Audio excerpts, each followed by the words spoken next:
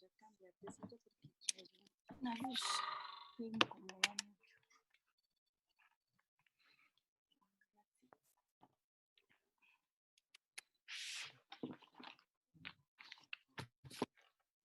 Bueno, ahora sí, buenas noches a todos. Buenas Profesor noches, doctora. Eduardo Gómez, buenas noches. Muchas gracias por su amable invitación. Doctora, muy amable. Para la Universitaria de Colombia es un verdadero honor contar con esta noche con la presencia de la doctora María Cristina Patiño González, magistrada de la Corte Suprema de Justicia de la Sala Penal. Voy a dar un recuentico así rápido, doctora, la doctora María Cristina Patiño González es doctora en Derecho. Tiene maestría en Derecho Penal y Procesal Penal, especializada en Derecho Penal y Ciencias Criminalísticas. Magistrada ha sido directora de doctorado en la Universidad Santo Tomás. Ha escrito muchísimos artículos. Ha trabajado en la Fiscalía. Ha hecho muchas publicaciones en revistas en el tema, por ejemplo, la libertad personal y el habeas corpus frente a la regulación internacional en Colombia. Ha escrito varios libros, La intervención procesal de las víctimas, especial consideración a los sistemas procesales, Ley 906 del 2004 y Ley 975 del 2005. El Sistema Interamericano de Derechos Humanos y Corte Penal Internacional, año 2008. Doctora, le damos la bienvenida y tiene la palabra. Muy gentil por estar con nosotros.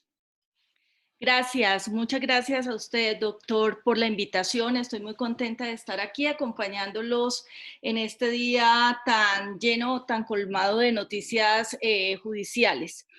El doctor Gómez me ha pedido que abordemos un poco el tema del fuero, de la doble conformidad, de la impugnación especial, y para tal motivo quiero empezar por el principio para poder brindarles un mayor acercamiento a lo que estas figuras jurídicas vienen significando para nuestro ordenamiento procesal penal. Y pues iniciar por el principio inicia por analizar el fenómeno de la constitucionalización del derecho penal. Yo quiero, en primer lugar, que ustedes sepan que cuando yo me formé como jurista, no se hablaba realmente de la constitucionalización del proceso penal. Para mí fue realmente toda una novedad cuando me fui a hacer mis estudios doctorales, tener acceso a un discurso del derecho penal tan absolutamente constitucionalizado. Ya cuando retorné al país, la cosa había cambiado aquí un poco, pero les quiero contar que eso se debe un poco a la tradición del Estado liberal de derecho con el que yo prevalentemente me formé. ¿Cómo se produjo? ¿Cómo eran en ese entonces las constituciones? Las constituciones en el Estado liberal de derecho y antes que eran o constituían una serie de textos que realmente reflejaban, eran pactos realizados con ciertos sectores de la sociedad, pero que realmente no tenían una mayor fuerza jurídica vinculante y eran caracterizadas prevalentemente porque la ley era ese acto jurídico que prevalecía sobre las demás normas y fuentes del derecho, es decir, había una prevalencia de la ley frente a la Constitución. Sin embargo, así como la vida, la sociedad cambia. Y al cambiar la sociedad, también las formas jurídicas lo hacen. Y en nuestro caso hubo una expansión del derecho, más que de la ley, de los reglamentos.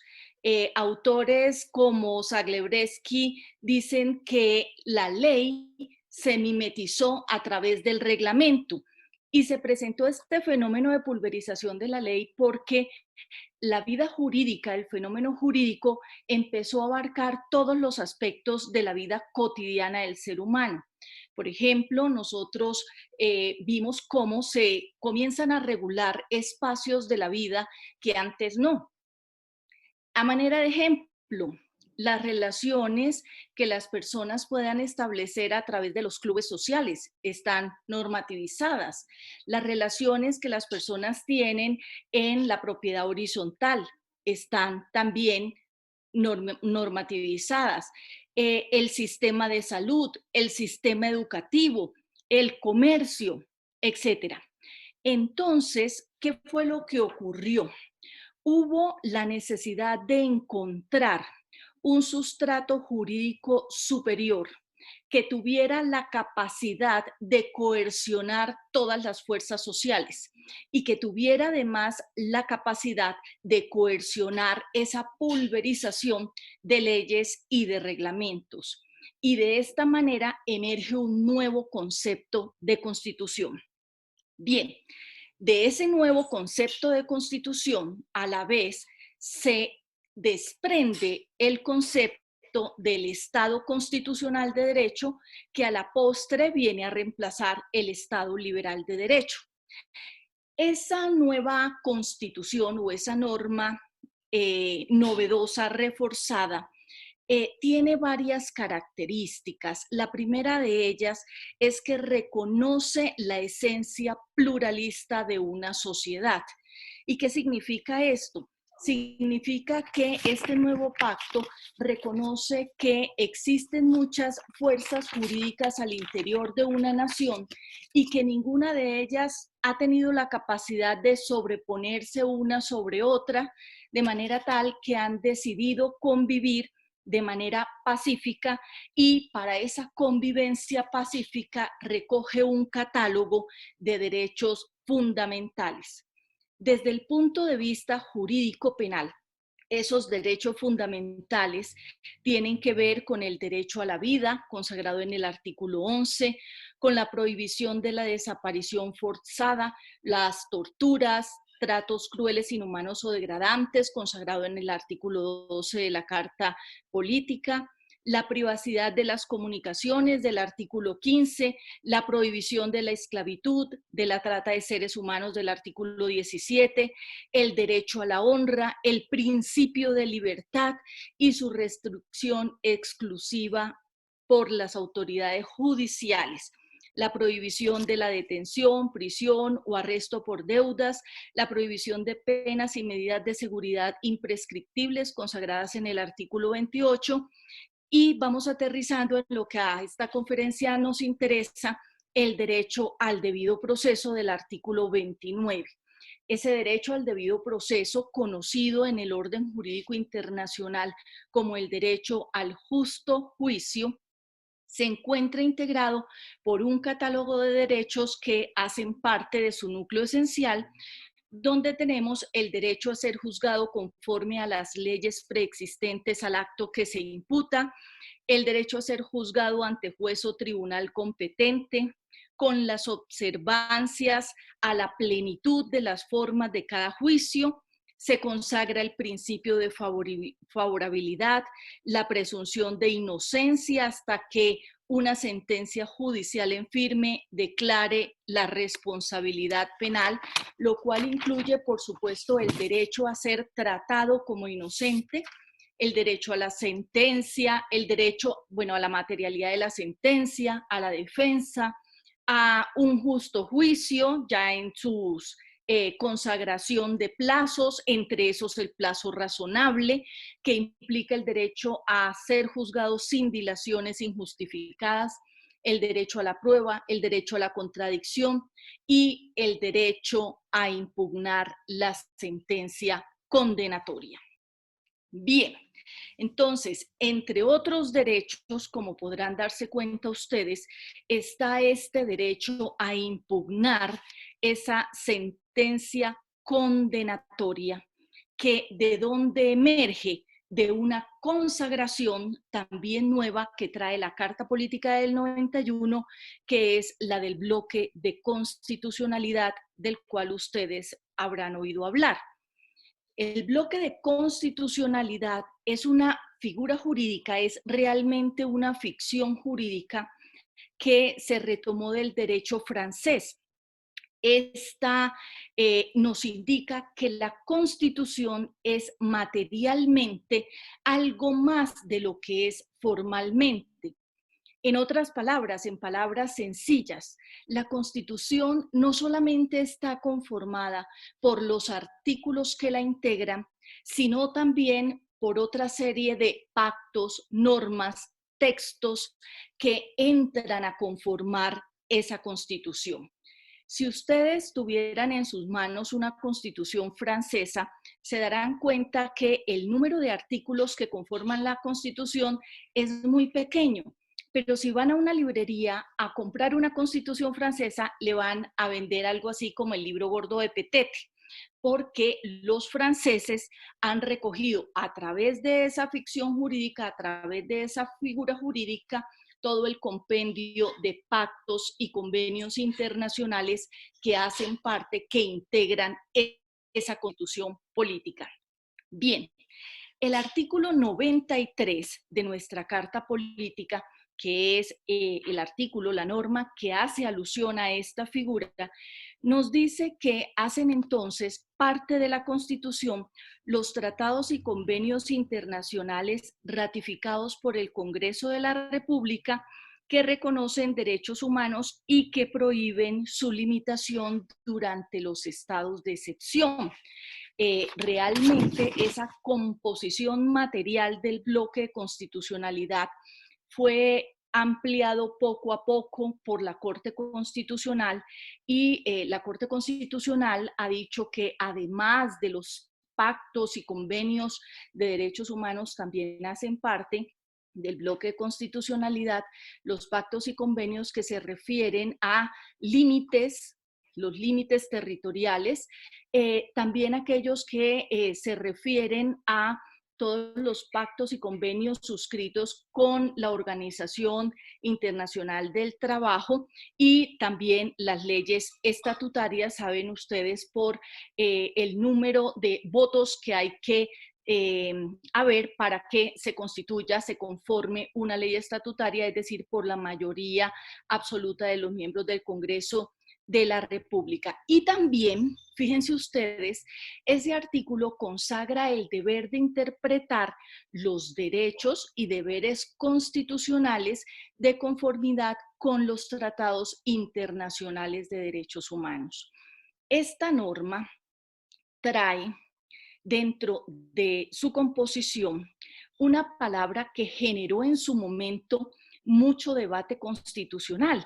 Realmente la norma utiliza la expresión prevalecen sobre el orden interno, prevalecen en el orden interno. Entonces, en aquella oportunidad estoy refiriéndome a los años más o menos 92 y 95, la Corte Constitucional, la primera corte conocida como la Corte de Oro, debatía acerca de si realmente un pacto internacional sobre derechos humanos estaba por encima de nuestra Constitución. Y algunos decían que sí, porque la Carta Política en su artículo 93 hablaba de prevalencia. Otros decían, no puede ser, no hay nada sobre la Constitución en un Estado constitucional de derecho. De manera tal que esos pactos internacionales deben ser infraconstitución. Y hay otros, que fue la tesis que mayoritariamente adoptó y se hizo jurisprudencia reiterada y pacífica en la Corte Constitucional, que decían esto hay que interpretarlo de otra manera porque en realidad lo que aquí ocurre es que esos pactos internacionales integran la Constitución y entre todos ellos conforman un bloque de constitucionalidad. Fíjense ustedes que pese a esto, en nuestra Carta Política de 91 hay un rezago del Estado Liberal de Derecho en el artículo 230 que dice que los jueces en sus providencias solo están sometidos al imperio de la ley, no de la Constitución. Entonces ahí se nota cómo sigue pesando ¿cierto? En el inconsciente jurídico nacional, el Estado liberal de derecho. Bien, resulta que dentro de esos pactos internacionales encontramos uno de tipo universal, es decir, me refiero al sistema de Naciones Unidas, y uno de tipo regional, me refiero al Sistema Interamericano de Derechos Humanos, que tienen una consagración de un derecho que hasta hace muy poco nosotros hemos venido trabajando y aplicando, digamos, con ahínco. En el Pacto Internacional de Derechos Civiles y Políticos, que entró en vigor el 23 de marzo de 1976, encontramos el artículo 14.5 que dispone lo siguiente: toda persona declarada culpable de delito tendrá derecho a que el fallo condenatorio y la pena que se haya impuesto sean sometidos a un tribunal superior conforme a lo prescrito por la ley. Fíjense entonces, ¿qué está reflejando esta disposición? Que toda persona procesada penalmente, claro, porque se trata de delitos, y que ha sido declarada penalmente responsable, tiene derecho a que esa condena sea revisada por un tribunal o juez superior. Entonces, tenemos esta norma internacional del Pacto Internacional de Derechos Civiles y Políticos que conforma el bloque de constitucionalidad. Y como les digo, desde el punto de vista del Sistema Regional de Derechos Humanos, tenemos la Convención Americana sobre Derechos Humanos. Doctores, sobre derechos humanos. No se llama, como frecuentemente uno encuentra escrita, Convención Americana de Derechos Humanos. No es de derechos humanos, es sobre derechos humanos. Eso es para que sus trabajos y sus alegatos y sus memoriales les queden perfectamente escritos. Bien, en esa Convención Americana sobre Derechos Humanos encontramos el artículo 8, numeral 2, literal H, que nos dice que toda persona inculpada de delito tiene derecho durante el proceso a las siguientes garantías mínimas: el derecho de recurrir el fallo ante el juez o tribunal superior.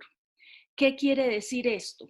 Que desde el punto de vista constitucional, desde el punto de vista del bloque constitucional, había una normativa internacional que sigue existiendo, por supuesto, que consagra ese derecho que tiene el procesado condenado a recurrir su condena ante un tribunal superior. Bien, entonces vamos aterrizando en Colombia. En Colombia tenemos una distribución de la competencia que, como les voy a comentar, nos arrojaba a un escenario completamente distinto a ese consagrado por los pactos internacionales. Ustedes sabrán que la competencia es la forma, la manera como se distribuye la jurisdicción entre los distintos funcionarios que la integran, es decir, entre los distintos funcionarios que conforman la rama judicial del poder público.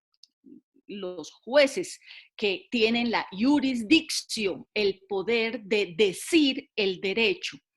Bien, entonces esa competencia es muy importante porque hace parte del derecho fundamental al debido proceso del que veníamos hablando. Hace referencia a ese juez natural, como lo denomina nuestra legislación y nuestra Constitución. Es decir, a ese juez instituido por la ley de forma general y previa al acto que se imputa, al delito que se procesa. A mí no me gusta mucho, saben, esa denominación de juez natural. Me gusta más la denominación que se utiliza en algunos países de juez ordinario predeterminado por la ley, porque me parece mucho más precisa el juez ordinario predeterminado por la ley. Bien, ¿por qué hay competencia? ¿Por qué existe la competencia?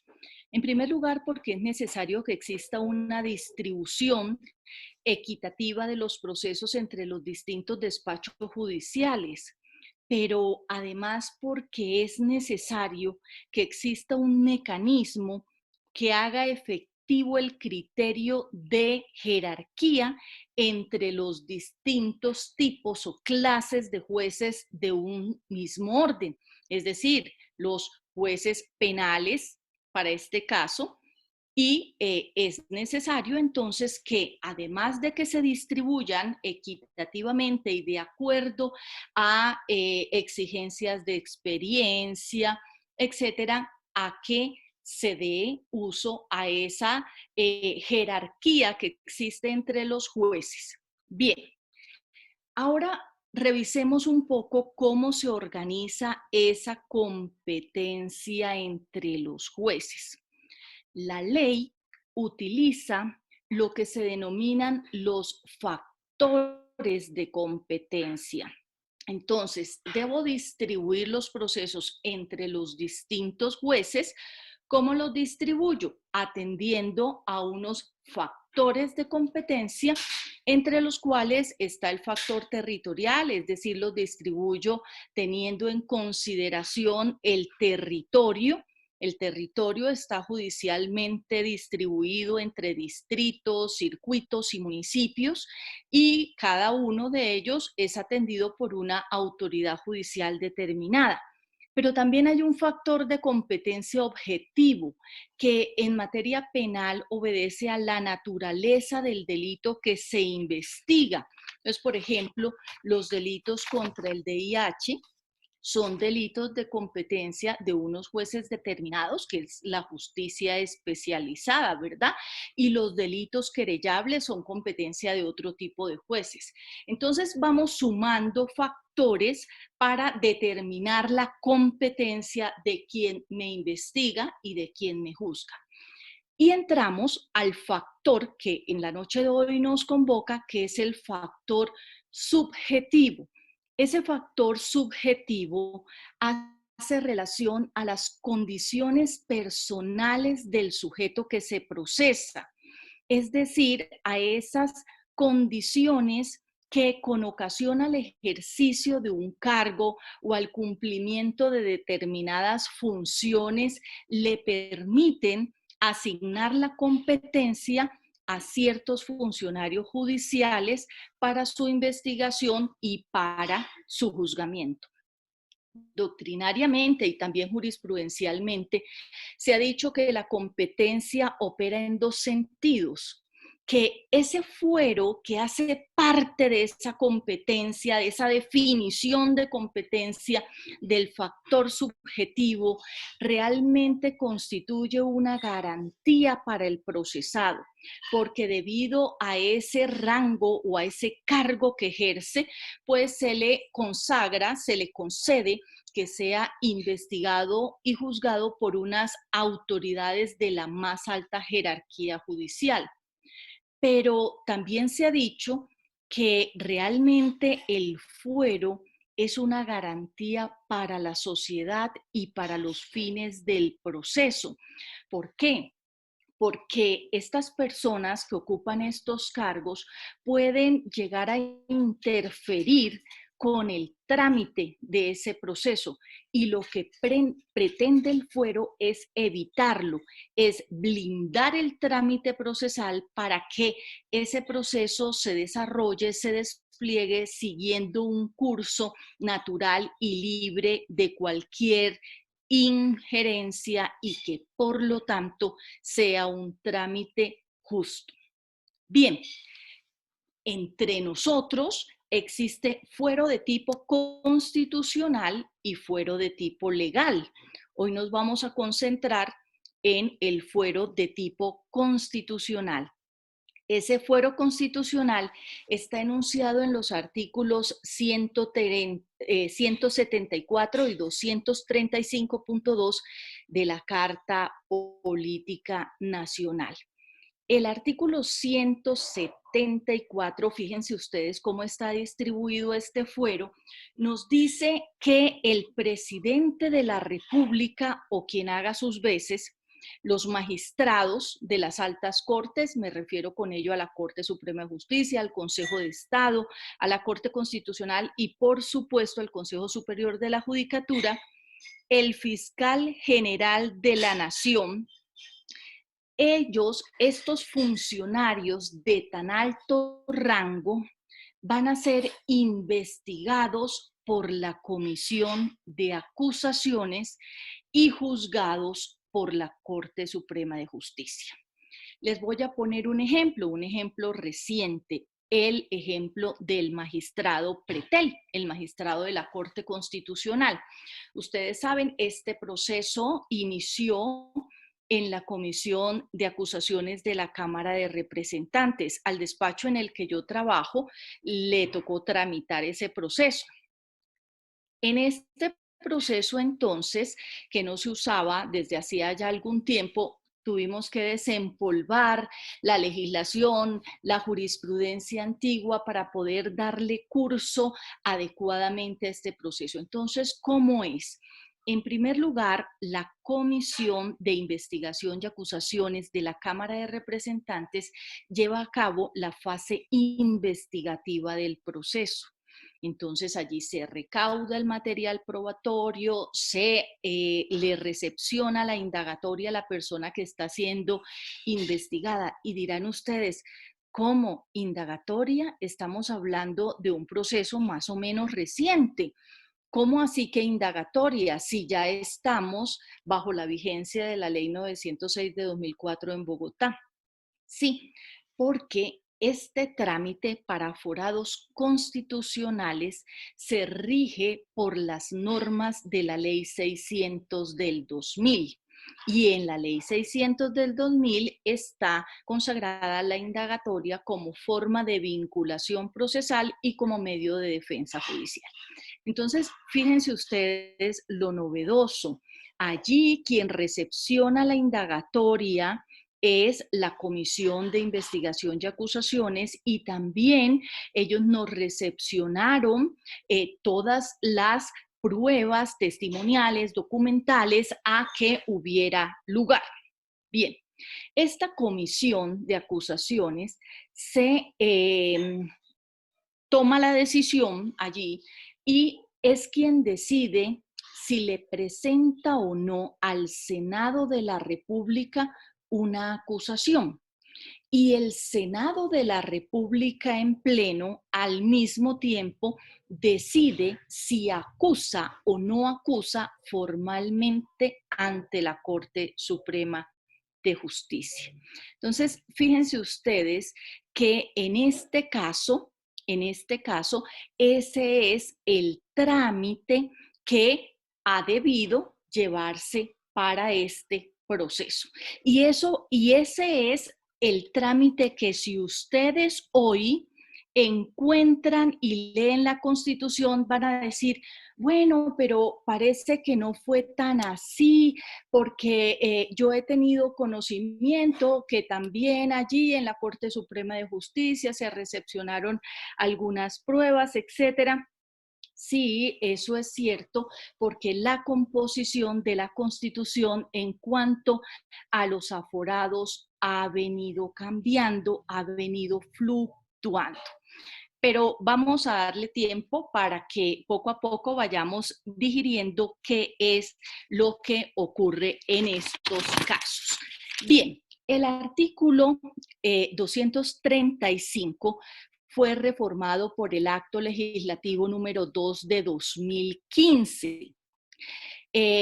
Ese artículo atribuía a la Corte Suprema de Justicia la competencia para juzgar a los altos funcionarios anteriormente descritos previa acusación del Senado, más la de investigar y juzgar a los miembros del Congreso. Entonces, fíjense ustedes, les pongo un par de ejemplos, el ejemplo de la senadora Piedad Zucardi y el ejemplo de la senadora Aida Merlano. Estas dos senadoras fueron investigadas y fueron también juzgadas por la Corte Suprema de Justicia. Y ustedes dirán, vaya, ¿y esto cómo se garantiza allí? Miren, sencillamente lo que la Corte Suprema de Justicia hacía era dividirse en salas de instrucción. Habían varias salas de instrucción compuestas por 3 magistrados. Esa sala de instrucción nombraba un magistrado ponente y el magistrado ponente es el encargado de recaudar toda la prueba. Y ese magistrado ponente recauda la prueba y la presenta, postula su decisión ante la sala de instrucción. Y la sala de instrucción toma la decisión de si acusa o no, y en caso de hacerlo, acusa ante los 6 magistrados restantes de la Corte Suprema de Justicia. Entonces, ya aquí comenzarán ustedes a ver problemas con esas disposiciones internacionales, porque saben ustedes, sobre la Corte Suprema de Justicia no existe ninguna otra autoridad judicial ordinaria y por lo tanto no existía la posibilidad de poder impugnar la sentencia condenatoria fruto de ese proceso que en fase de instrucción y juzgamiento se llevaba ante la Corte Suprema de Justicia o fruto de ese juzgamiento cuya instrucción había realizado la Comisión de Acusaciones y que ahora el juicio lo realizaba la Corte Suprema de Justicia. Pero había también una tercera posibilidad y era que este artículo también consagraba que habían casos que se refieren específicamente a los del vicepresidente de la República, a los ministros de despacho, ojo con esto, que este es el caso del exministro Andrés Felipe Arias, al procurador general, al defensor del pueblo, a los magistrados de los tribunales, a los agentes del Ministerio Público ante la Corte Suprema de Justicia, ante el Consejo de Estado, ante la Corte Constitucional, a los embajadores, gobernadores, generales y almirantes. Entonces, para estos casos, el artículo de la Constitución lo que disponía era que, fíjense ustedes, la investigación la realizaba el fiscal general de la Nación, el vicefiscal general de la Nación o los fiscales delegados ante la Corte Suprema de Justicia, y el juzgamiento lo realizaba la Corte Suprema de Justicia. Entonces, como se podrán dar cuenta, para el caso de estos aforados existen 3 supuestos. Primer supuesto, investigación por la Comisión de Acusaciones, acusa el Senado ante la Corte y la Corte juzga. Segundo supuesto, la Corte investiga y juzga. Y tercer supuesto, la Fiscalía investiga y acusa ante la Corte Suprema de Justicia. Bien, en el caso del exministro Andrés Felipe Arias Leiva, el 12 de octubre del 2011, la Fiscalía General de la Nación, la fiscal Vivian Morales en su momento, formuló acusación ante la Corte Suprema de Justicia por delitos contra la administración pública, específicamente por los delitos de celebración de contratos sin cumplimiento de requisitos legales y por peculado por apropiación en concurso homogéneo y heterogéneo sucesivo. con circunstancias de mayor punibilidad además. Bien, ese caso es judicialmente conocido como el caso de Agroingreso Seguro. Agroingreso Seguro, ustedes recordarán, era un programa que hacía parte de una política pública orientada a promover la productividad, competitividad y a reducir la igualdad en el campo para enfrentar el reto de internacionalización que el gobierno de la época se había propuesto. Y en desarrollo de ese programa, el ministro Arias celebró con el Instituto Interamericano de Cooperación para la Agricultura una serie de convenios especiales de cooperación científica que a juicio de la Corte desconocieron los principios de transparencia y economía y de responsabilidad propios de la contratación estatal, especialmente porque en esta celebración del convenio se acudió a la vía directa, obviando la licitación pública que para ese momento debió haber, según la Corte Suprema de Justicia, regido, pero además por omitir obligaciones de elaborar estudios previos que justificaran la celebración del convenio. Y en cuanto al peculado por apropiación, porque este convenio permitió, según la Corte, su sentencia condenatoria, que hubieran personas particulares que se apropiaran de dineros. Las cuantías fueron decantadas y realmente se trata de cuantías bastante altas. La apropiación de dineros por parte de particulares se dice que ascendió a 26.496.186.061 pesos.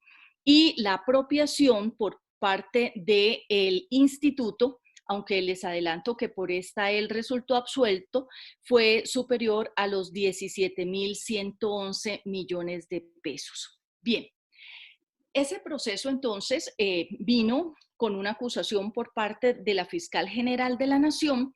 La Corte Suprema de Justicia adelantó el juicio y el 16 de julio de 2014, la Sala Penal de la Corte Suprema de Justicia, con ponencia de la doctora María del Rosario, profirió la sentencia de condena en contra del exministro en el proceso. Si ustedes lo quieren consultar, está disponible la decisión, la sentencia en la página de la Corte, en la relatoría.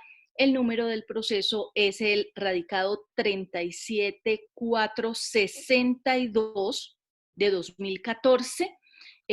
Si no saben buscar la página de la relatoría ahorita que terminemos, con mucho gusto les explico que eso va a ser de mucha utilidad en su vida jurídica, y condenó al exministro a 209 meses y 8 días de prisión.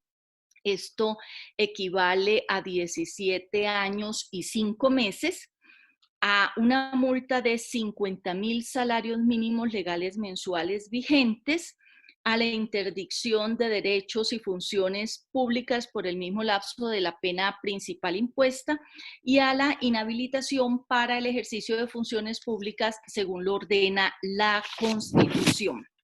Bien, como les decía, lo absolvió por el concurso homogéneo de peculado por apropiación a favor del instituto y algo que pues ustedes ya saben, le negó la suspensión de la ejecución de la pena y la prisión domiciliaria.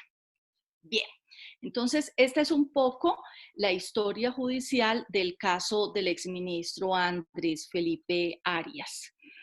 Mientras todo esto ocurría en la Corte Suprema de Justicia y en la Fiscalía, en otro escenario judicial, en el de la Corte Constitucional, se estaban dando unos debates jurídicos supremamente interesantes. Resulta que la ciudadana María Mónica Morris Liévano demandó algunas disposiciones de la Ley 906 del 2004, específicamente aquellas que consagran la doble instancia, la competencia de la Corte Suprema de Justicia y los recursos ordinarios, además de otra. Y la Corte Constitucional le dio respuesta a esta demanda el 29 de octubre de 2014 a través de una sentencia de unificación, la sentencia SU 792 de 2014, con ponencia del magistrado Luis Guillermo Guerrero. Bien, ¿qué dice esa sentencia? En suma, la sentencia consideró que en el mundo internacional, en el derecho internacional público de los derechos humanos, había una regla emanada del bloque de constitucionalidad.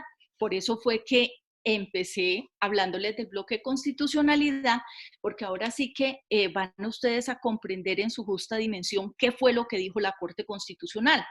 La Corte dijo, miren, ya está decantado desde el punto de vista del derecho internacional público que existe un derecho a controvertir el primer fallo condenatorio que se dicta en un proceso penal, el cual comprende la facultad para atacar el único fallo incriminatorio que se dicte en los juicios penales, pero también la facultad de impugnar las sentencias que revoquen un fallo absolutorio de primera instancia e impongan la condena por primera vez en segunda instancia en los procesos de doble instancia. Entonces, fíjense cómo son las cosas. Se refiere entonces la Corte Constitucional a que puede ocurrir que en un proceso ordinario, no me refiero, olvidémonos en este momento de los aforados constitucionales, un proceso de trámite ordinario donde la persona venga, fíjense las hipótesis, venga en primera instancia absuelto y en segunda instancia condenado.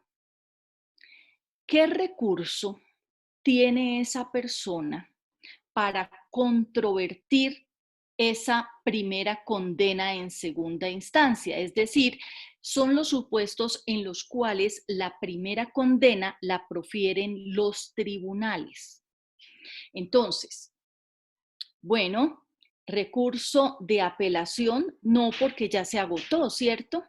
Recurso de casación, sí, por supuesto, pero dice la Corte, miren, la casación tiene problemas. La casación no es ese recurso al que se refiere el bloque de constitucionalidad. Recordemos que la casación, queridos amigos, es un recurso de naturaleza extraordinaria, como la revisión. ¿Por qué se dice que es un recurso de naturaleza extraordinaria? Porque el recurso extraordinario de casación, fíjense ustedes, no implica la revisión del proceso, no implica necesariamente la revaloración de la prueba. Cuando nosotros hablamos de casación, fíjense ustedes, hay que interponer una demanda, igual que en la revisión. Los dos recursos extraordinarios requieren la interposición de una demanda. Y esa demanda tiene una característica, es absolutamente técnica. Se consagran para ello una normatividad expresa, hay unas causales, hay una legitimidad, hay una forma de plantear los cargos y solamente cuando se superan todos esos requisitos formales, la Corte admite la demanda y entra a analizar el fondo del asunto. Pero queridos amigos, lo que se ataca con una demanda de casación no es el proceso. Lo que ataca la demanda de casación es la constitucionalidad y la legalidad de la sentencia del tribunal. Entonces son dos cosas distintas. Si yo ataco la sentencia del tribunal, que es homogénea con la del juez aquo, el juez de primera instancia, entonces, yo, Corte, debo entender que las dos sentencias, la de la quo y la de la quem, están conformando una unidad jurídica inescindible. Y entonces, por la vía del ataque de la sentencia del tribunal, también ataco la sentencia del juez de primer grado. y en aquello en lo que no son unánimes, entonces atacan la sentencia del tribunal. Pero fíjense, en lo que quiero recabar es esto, se trata de un ataque a la sentencia del tribunal. Ahora, que si esa sentencia lo que hace es incurrir en un vicio improcedendo, en una errada apreciación de la prueba, porque, por ejemplo, se incurrió en un falso raciocinio al momento de apreciar, de valorar la prueba, pues bueno, si la demanda es admitida, ahí sí la Corte entonces entrará a analizar el fondo de la valoración probatoria. O, por ejemplo, si yo lo que ataco es la existencia de una nulidad procesal, si mi demanda supera el estudio formal y es admitida, entonces ahí sí la Corte va a entrar a revisar el proceso para determinar si hay o no hay lugar a ese ataque, a ese vicio, a ese yerro y a corregirlo en casación. Entonces, con todas estas situaciones que les comento, pues es muy difícil, la verdad, que una demanda de casación sea fácilmente admitida. Como les comento, los casacionistas son muy pocos y el recurso es muy técnico, aunque la ley 906 consagra la posibilidad de que si la Corte en el estudio de la demanda o del proceso ve que en realidad la demanda está mal planteada formalmente hablando, pero en el proceso existe un vicio de garantía, la Corte puede oficiosamente superar los defectos formales de la demanda y entrar de oficio a resolver el fondo para corregir ese vicio. Pero realmente las demandas que se admiten son muy pocas porque, ya les digo, el recurso es muy técnico. Con ese conocimiento, entonces, la Corte Constitucional dijo, mire, la demanda de casación y el recurso extraordinario de casación no admiten, no dan justicia, ni se refieren, ni superan el derecho a la impugnación especial, porque ¿cuál es la diferencia? Que el derecho a la impugnación, ese que consagran los tratados internacionales, es un tipo de recurso ajeno a cualquier tipo de tecnicismo. Se parece más a una apelación realmente. No es una apelación, porque como les digo, ya en este caso en donde la primera condena se profiere en el tribunal, pues ya la apelación se surtió y se superó. Pero me refiero a que la impugnación especial no requiere que se formule demanda, no requiere que se allanen a cargos, que se establezcan unos cargos encasillados en determinadas causales. No, no, no. Es un recurso más fresco, más informal. Y lo que pretende es que haya un segundo pronunciamiento judicial sobre el aspecto que genera inconformidad al recurrente.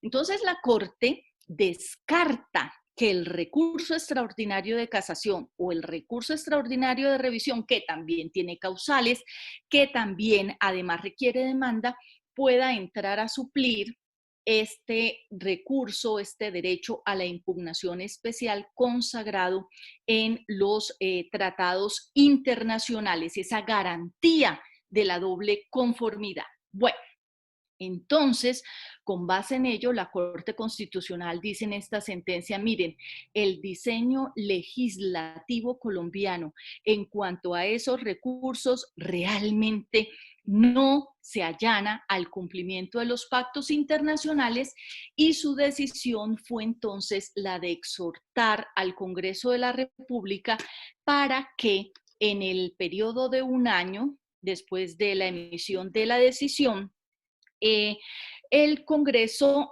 regulara íntegramente todo lo que tenía que ver con ese derecho a controvertir las sentencias condenatorias. Entonces, dijo la Corte, tienen, señores congresistas, el plazo de un año. Y si no lo hacen, entonces debemos entender, la comunidad jurídica entenderá que procede la impugnación especial de todas las sentencias condenatorias ante el superior jerárquico o funcional de quien la emite, la condena. Bueno, ¿qué ocurrió? Pasó el año y pues definitivamente el Congreso no realizó la legislación que la Corte había solicitado. Y bueno, esto le generó muchos problemas a la Corte, a la Sala de Casación Penal, porque amparados en esa sentencia hubo muchos recursos, muchas impugnaciones especiales, muchas solicitudes de que se garantizara la doble conformidad de la primera condena. Y la Corte Suprema de Justicia se negó a hacerlo con el argumento de que no podía ella sola establecerse el procedimiento a través del cual iba a hacer esta revisión de esta primera condena. Y queridos amigos, les he comentado hasta este momento el problema que suscita cuando la primera condena es producto de la sentencia de segunda instancia. Pero es que este problemita también lo tenemos cuando la sentencia de condena, la primera sentencia de condena, es producto de una sentencia de casación o una sentencia dictada por la Corte Suprema de Justicia en única instancia. Entonces, ¿qué ocurre con las primeras condenas en casación? Bueno, estas se presentan cuando la persona viene doblemente absuelta. En muchos ordenamientos jurídicos del mundo, la doble absolución impide que se puedan interponer más recursos.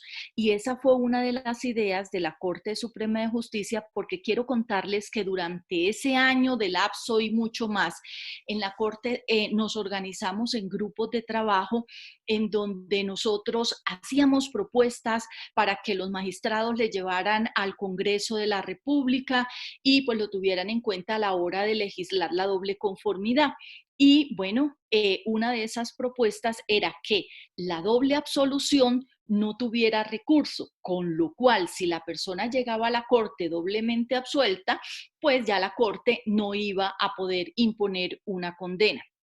Pero la realidad es que esto eran simplemente propuestas de ley referenda, porque realmente lo que nosotros teníamos en ese momento en nuestro ordenamiento punitivo era que sí se podía hacer y por lo tanto, si en virtud de una sentencia de casación la persona resultaba por primera vez condenada, pues no iba a tener la posibilidad de recurrir esa decisión.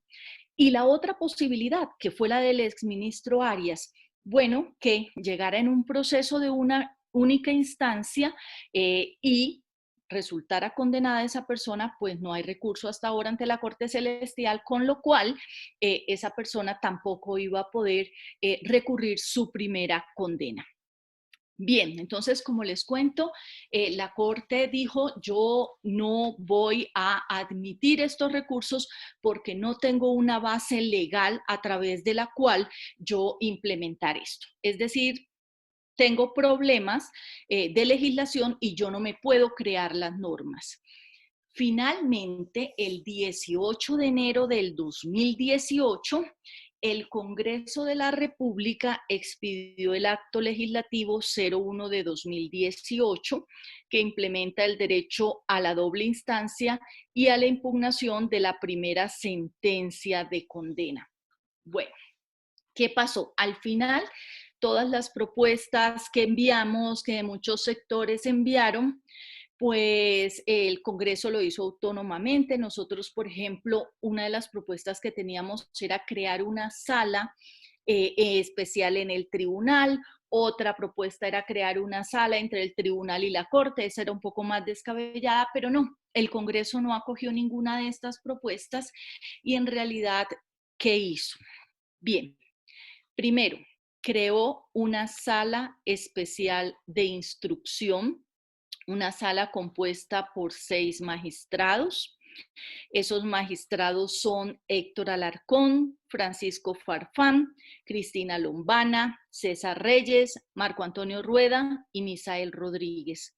Son los actuales magistrados, son los primeros quienes estrenaron esta sala especial de instrucción de primera instancia. Y esta sala, entonces, según este acto legislativo reformatorio de la Constitución, será la encargada o es la encargada de investigar y acusar ante la Sala Especial de Juzgamiento de Primera Instancia, que también se crea, ya vamos a hablar de ella, a los miembros por delitos. Y además, fíjense, se crea la Sala Especial de Juzgamiento de Primera Instancia. Esta está compuesta por 3 magistrados, actualmente hay 2.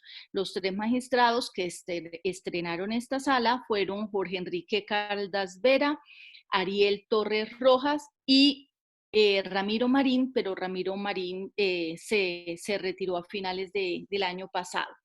Y esta sala, fíjense, es la encargada de juzgar previa acusación de la Fiscalía General de la Nación, del fiscal o vicefiscal o también de los delegados ante la Corte, al vicepresidente de la República, a los ministros del despacho, al procurador general, a los directores de departamentos administrativos, a los magistrados de tribunal, al defensor del pueblo, a los agentes del Ministerio Público que antes les había comentado, pero además es la encargada de juzgar previa acusación del Senado, ¿cierto? Según el trámite previsto en el artículo 175 de la Constitución del que ya hablamos, ¿cierto? Al presidente de la República o a quien haga sus veces, a los magistrados de la Corte Suprema de Justicia, del Consejo de Estado, del Consejo Superior de la Judicatura o al fiscal general de la Nación. Entonces, estas 2 nuevas salas, que para que se ubiquen, ellas actualmente están localizadas en el Centro Comercial Gran Ahorrar, en la 72 arribita de la 11 arriba del edificio donde funciona la Renault. Allí están estas 2 salas. Fíjense ustedes cómo con la creación de estas 2 salas que forman parte, ahora integran la Sala Penal de la Corte Suprema de Justicia, el Congreso entonces lo que pretendió fue superar esa posibilidad de que no se quedaran sin la doble conformidad las primeras condenas. ¿Eso qué quiere decir? Quiere decir que la Sala Penal de la Corte Suprema de Justicia hoy está compuesta por 3 salas. La Sala de Casación Penal, integrada por 9 magistrados, la Sala Especial de Instrucción de Primera Instancia, o la Sala Especial de Instrucción, y la Sala Especial de Juzgamiento de Primera Instancia.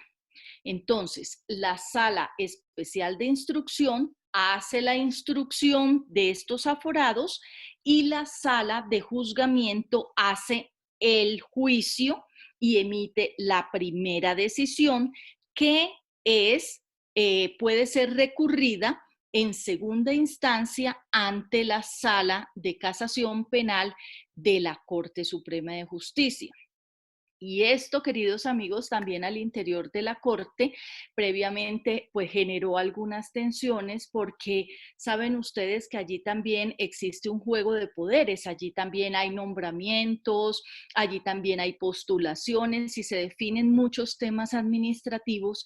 Entonces, cuando todo esto inició y antes de que cobrara vigencia el acto legislativo 01 de 2018, pues hubo mucha controversia porque la Sala Plena la Sala Plena de la Corte Suprema de Justicia está compuesta por 23 magistrados. Y por supuesto, si la Sala Penal, además de los 9, ¿sí?, de la Sala de Casación, fuera integrada por los 6 de la Sala de Instrucción más los 3 de la Sala de Juzgamiento, pues sería la aplanadora de la Corte Suprema de Justicia, y las otras salas, la laboral y la civil, prendieron sus alertas. Entonces, por eso el acto legislativo dispone que esos magistrados de la Sala Especial de Instrucción y de la Sala Especial de Juzgamiento de Primera Instancia no conforman, no integran la sala plena de la Corte y tampoco ellos tienen participación en las decisiones administrativas que allí se adopten. ¿Eso qué quiere decir? Que con este nuevo trámite se va a garantizar la doble conformidad, pero todavía quedaba una arista sin resolver y era qué pasaba cuando no nos encontrábamos frente al caso de aforados, sino que la primera sentencia fuera producto de una casación. Claro, casación, en la sala de casación penal, 9 magistrados sin superior jerárquico. Entonces, ¿cómo sorteó esto el acto legislativo? El acto legislativo dispuso que cuando se advirtiera esta situación, pues la sala de casación penal se iba a dividir en 6. En 2 grupos, 6 magistrados por un lado que tomarían la decisión de la condena y 3 magistrados por el otro que resolverían la impugnación especial. Bien, entonces se profiere el acto legislativo, se conoce y entra en rigor. Y bueno, ¿qué pasó en la Corte? Primero, en la Corte estábamos esperando que hubiera ley de desarrollo del acto legislativo, porque habían de verdad y persisten muchas aristas sueltas. Entonces, al principio, cuando se profiere el acto legislativo, comienzan a llegar las impugnaciones especiales y la sala se divide. Hay, por un lado, unos magistrados que dicen, que fue la postura mayoritaria en su momento, que dicen no podemos tramitar las impugnaciones especiales hasta tanto no haya ley de desarrollo, especialmente porque en ese momento no estaban nombrados los magistrados de las salas especiales, no se entendía muy bien cómo iba a ser esa división de 6 y 3, etcétera. Y entonces dijeron no, nosotros no vamos a tramitar esto hasta tanto haya ley de desarrollo. A esas decisiones le salvó el voto los magistrados José Francisco Acuña Vizcaya, Eugenio Fernández Carlier y Eider Patiño Cabrera. Bien, ¿qué ocurrió? Vía tutela, porque claro, cuando se negó la posibilidad de la impugnación especial, entonces los interesados interpusieron tutela.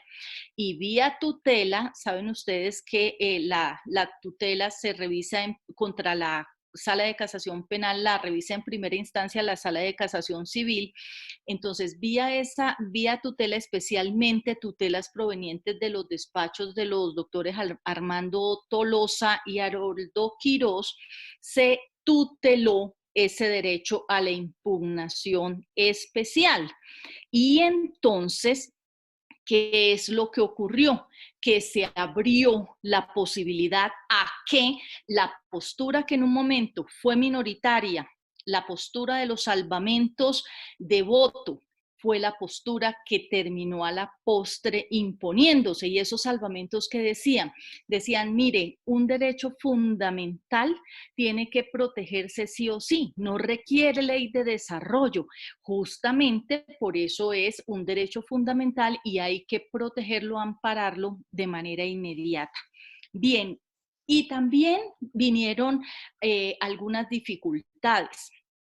Dificultades en cuanto a la comprensión de la figura, porque los tribunales muchas veces no sabían qué hacer, pero no solamente los tribunales, ellos estaban como esperando un poquito la evolución también de la Corte al respecto y pues todos, la verdad es que si hay personas entre ustedes que trabajen en el sector judicial, les quiero decir, los funcionarios judiciales son los más acuciosos, son las personas mejores intencionadas, más sacrificadas del mundo, y en la Corte de verdad que hay una consideración muy especial para los jueces y magistrados de tribunales porque son ellos quienes les dan la cara, quienes están de frente a los usuarios del sistema de justicia y la verdad queremos que todo salga muy bien porque sabemos que nuestros compañeros están allí sorteando estas dificultades día a día. Entonces, ¿qué ocurrió? Pues que en algunos tribunales dijeron, bueno, ¿y esto cómo funciona? Algunas partes procesales decían que apelaban la sentencia del tribunal, pero pues ya ustedes saben que no es recurso de apelación, ¿verdad? Y algunas otras personas decían que no, que entonces interponían apelación y en subsidio casación. Y otras personas ya habían introducido la demanda de casación y venían en primera condena, pero la demanda era horrorosamente antitécnica. Entonces, ¿qué vamos a hacer? Bueno, todas estas afugias empezaron a resolverse, empezaron a tramitarse, empezó a decantarse todo este tema en la comunidad jurídica y entonces el 3 de abril del 2019, la Corte Suprema de Justicia en un auto de la Sala de Casación, el radicado es 54215 del 3 de abril de 2019, por si lo quieren buscar, con ponencia del doctor Eider, fijó unos parámetros de procedimiento para la impugnación especial, recalcando que se trataba de un trámite desprovisto de toda formalidad y un poco ajustando a los tiempos que se habían presentado desde la promulgación del acto legislativo hasta esta fecha. ¿Qué hicimos nosotros?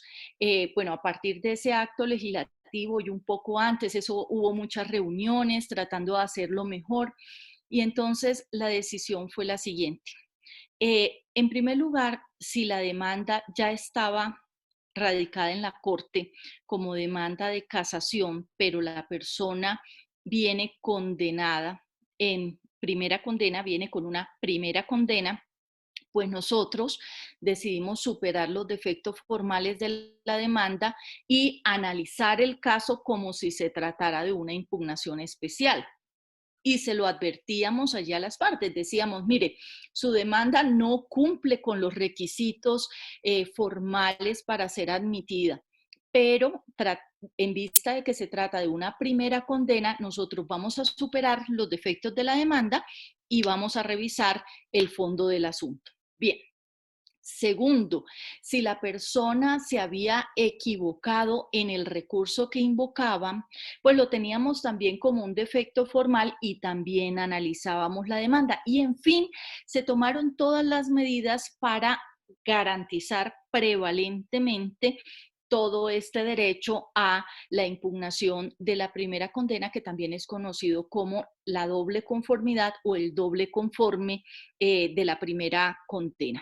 Bien, y mientras todo esto pasaba, ¿qué sucedía en el caso de André Felipe Arias? Bueno, el 13 de febrero del 2019, ellos presentaron una solicitud de impugnación especial, pero fíjense ustedes que para ese momento, fíjense la fecha 13 de febrero de 2019 y el auto que les cuento donde la Corte unificó su criterio fue del 3 de abril, es decir, anterior al 3 de abril, la defensa de André Felipe Arias presentó una solicitud de impugnación especial que fue rechazada por la Corte. La Corte, ¿qué dijo en ese momento? Que era improcedente. En primer lugar, porque esa impugnación de la sentencia condenatoria de él, que ya había cobrado ejecutoria formal y material, por supuesto, solo era posible si el Congreso de la República reformaba la Constitución.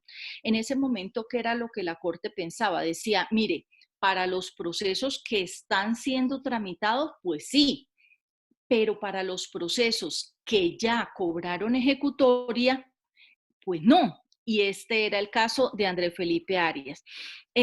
También dijo que esa decisión, esa sentencia de condena se había realizado, se había emitido, proferido, respetando las normas que regían para ese momento, para el momento del proceso y del juicio en general, entonces que estaba ajustada a derecho y además que el acto legislativo 01 del 2018 no había incluido ningún mandato de rescisión de la cosa juzgada. Entonces, como la sentencia de él estaba en firme y el acto legislativo no consagraba la posibilidad de rescindirla, la Corte no lo podía hacer porque carecía de competencia legal para hacerlo y que en ese momento era imposible debido a esos efectos de la cosa juzgada. Bien, ya vamos terminando. ¿Qué ocurrió? Frente a esa decisión, entonces la defensa de André Felipe Arias interpuso una tutela que el día de hoy fue fallada, mediante la cual él pedía que se le amparara ese derecho a la impugnación especial, ese derecho a la doble conformidad. Y de esta decisión, queridos amigos, yo lamento mucho no poder informarles tanto porque hasta el momento lo único, digamos, oficial que tengo es el boletín de la Corte. Fíjense que ni siquiera fue un comunicado de prensa, todavía no he comunicado, es el boletín número 64 que nos da ciertas pistas. Entonces, ¿qué dice ese boletín 64? Yo después, si ustedes desean, si ustedes quieren, les puedo hacer llegar toda la normatividad, les puedo poner a decisión de ustedes, bueno, los actos procesales públicos, que ya son públicos, de los que he venido hablando en el transcurso de la charla y un poco también la normatividad. Y este boletín número 64, que ahorita si ustedes tienen un chat y me dan el número como lo tengo por chat, también se los puedo enviar. Bueno, ¿qué nos indica? En primer lugar, la decisión que toma la Corte Constitucional, quiero decirles que fue una decisión bastante debatida, bastante analizada. Saben, la ponencia la hizo la magistrada Diana Fajardo, pero fíjense que el fallo fue 5-4. Los 5 a favor de tutelar fueron, bueno, la doctora Diana Fajardo, que fue la ponente, la doctora Ortiz, la doctora Cristina Pardo, el magistrado Guerrero y el magistrado Bernal, ¿cierto? 5. Y los 4 que presentaron su salvamento de votos fueron el doctor Rojas, el doctor Linares, el doctor Reyes y el doctor Lizarazo. Entonces, eso ya nos da una idea de la magnitud del debate que precedió a la decisión. Bien, ¿qué dice? En primer lugar, lo que la tutela hace es ordenar a la Sala de Casación Penal de la Corte Suprema de Justicia iniciar el trámite para darle curso a la solicitud de impugnación especial contra la sentencia condenatoria de la Corte. ¿Qué quiere decir esto? Bueno, que ahora la Corte Suprema de Justicia tendrá que habilitar los términos para que se presente la impugnación especial.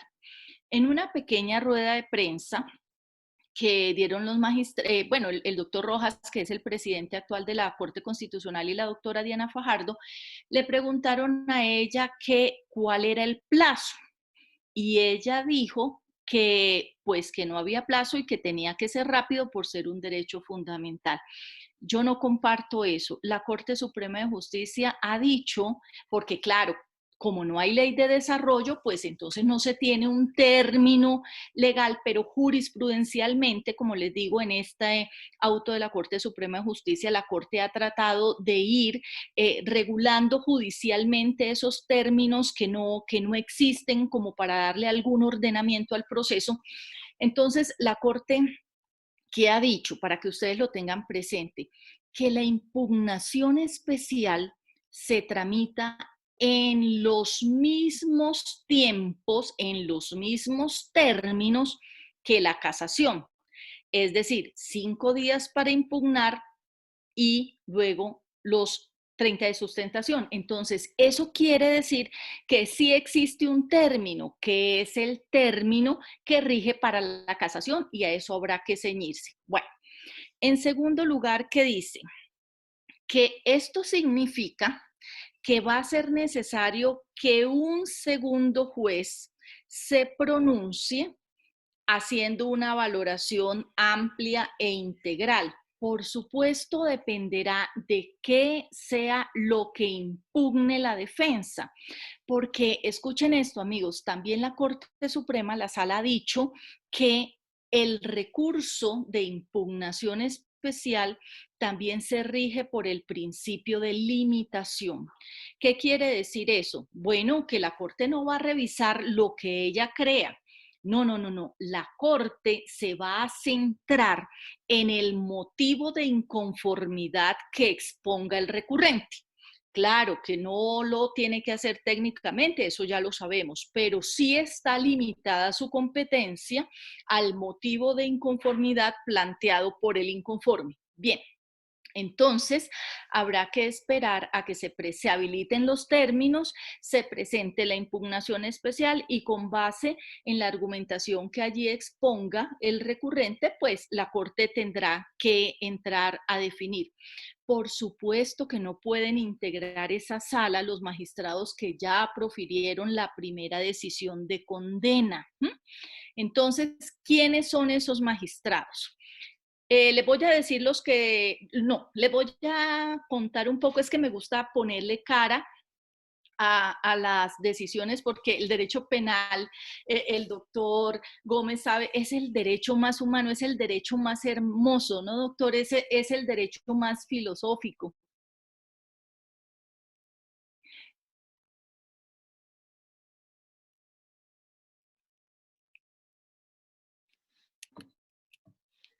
El derecho penal es como un merenguito para nosotros. Sí. Es una delicia, una Y, no, maravilla, doctor.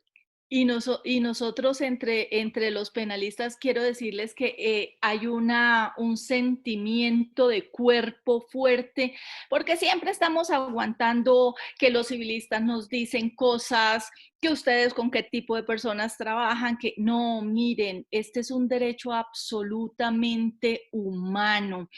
Es el verdadero derecho. Bueno, ellos también dicen que el suyo es el verdadero derecho, pero de verdad hay que ponerle rostro a esto. Bien, les quiero contar entonces cuáles son los magistrados que integrarían esa sala.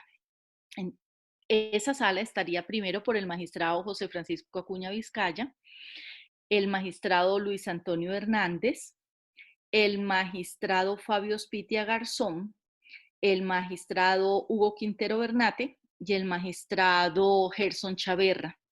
Los magistrados Eider Patiño Cabrera, Eugenio Fernández, Patricia Salazar no pueden integrarla porque ellos hicieron parte de la primera sala que emitió la condena. Bien, a la pregunta de, bueno, son 5 y la sala penal son 9, ¿qué pasa con los otros 4?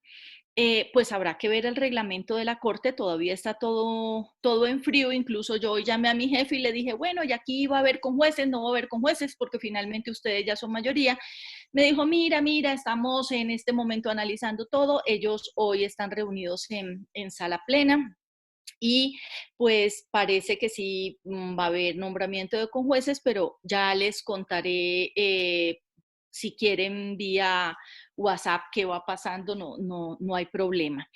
Bien, de estos magistrados quiero contarles que los doctores o el doctor Fabio Ospitia Garzón y el doctor Luis Antonio Hernández, ellos eran magistrados auxiliares de magistrados que firmaron la decisión de condena. Entonces, también hay que prever que tal vez digan algo, si participaron como magistrados auxiliares en su momento, pero pues no lo sé. Además, las causales de impedimento, tiene dicho la Corte, no son extendibles a los magistrados auxiliares, porque los magistrados auxiliares no integran la sala y tampoco firman la decisión, pero pues a lo mejor puede que lleguen a expresar alguna cosa.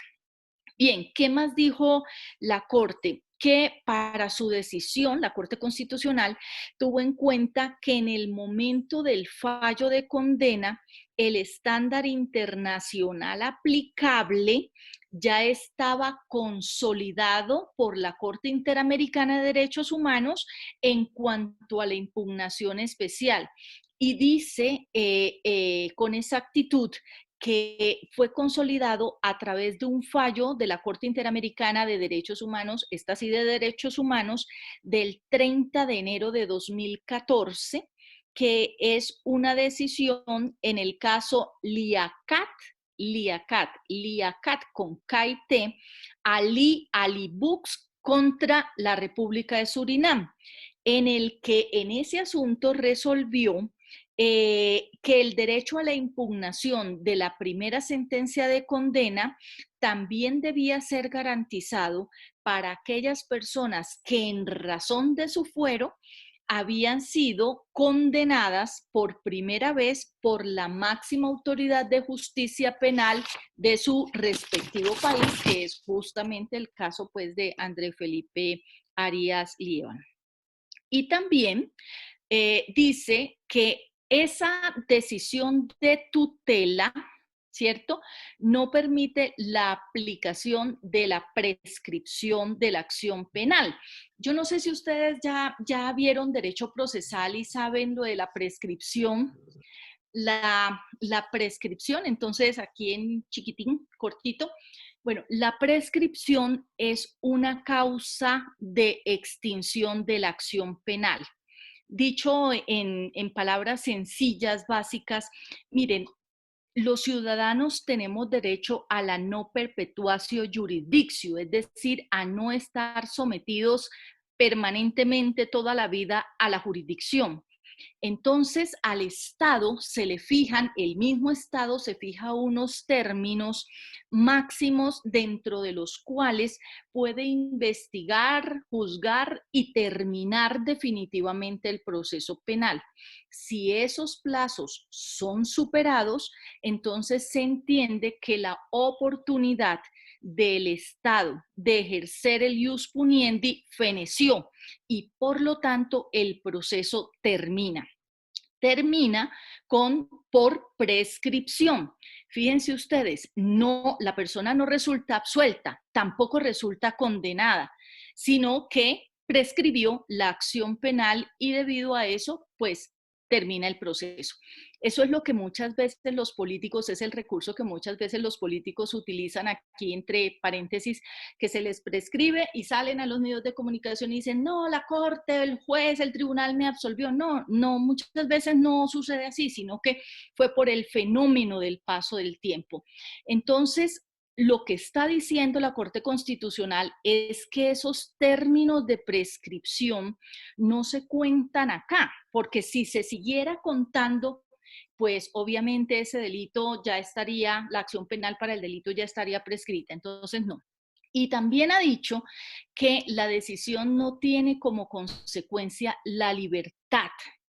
¿Por qué? Porque la decisión de condena en la cual, como les conté, no se le concede la suspensión de la ejecución de la pena, ese subrogado penal, pues fue dictada de conformidad a la ley vigente para ese momento y entonces la Corte Constitucional pues no la tumba, no ordena la libertad, no puede hacerlo, sino que simplemente lo que hace es vamos a conceder la protección de ese derecho a la impugnación especial de ese derecho fundamental a la libertad personal. Bien, ¿qué veo yo? se han formulado varias preguntas en estos últimos minutos frente a esta situación. Una de las preguntas es a partir de cuándo o hasta cuándo o para quiénes. Han dado una fecha que es la del 30 de enero de 2014, pero quiero decirles que yo no tengo mayor información de eso y me parecería irresponsable hablar del tema porque la verdad es que los elementos de juicio que en este momento tengo me lo impiden, pero lo que vaya teniendo con mucho gusto se los hago llegando. Segundo, que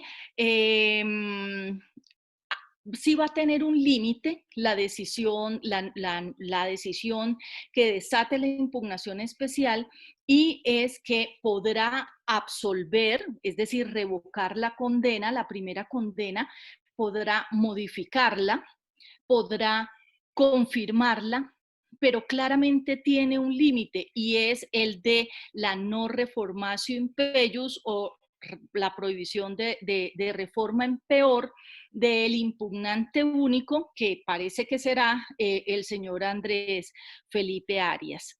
¿Qué más? Eh, cuando, a ver, ¿qué otro puntico tengo yo por aquí que bien, también se preguntaba que quiénes más podrían acceder a esta tutela y buscar su aplicación. Pues la verdad es que en este momento todo lo que podamos decir se dice en borrador, pero de lo que yo logro extractar del boletín fue que el magistrado Rojas propuso a la Corte Constitucional que esa sentencia de tutela tuviera un efecto intercomunis. ¿Qué quiere decir esto? Miren, las tutelas tienen efectos interpartes, es decir, su parte resolutiva solo aplica a el tutelante, al accionante, ¿cierto? Y a la persona contra quien se acciona o a la entidad contra quien se acciona. Esos son los efectos interpartes. Pero ha habido ciertas ocasiones en donde la Corte Constitucional ha dicho que se extiendan los efectos de esa decisión, es decir, que se le den unos efectos intercomunis para que sea aplicable a todas las personas que estén en la misma situación del accionante.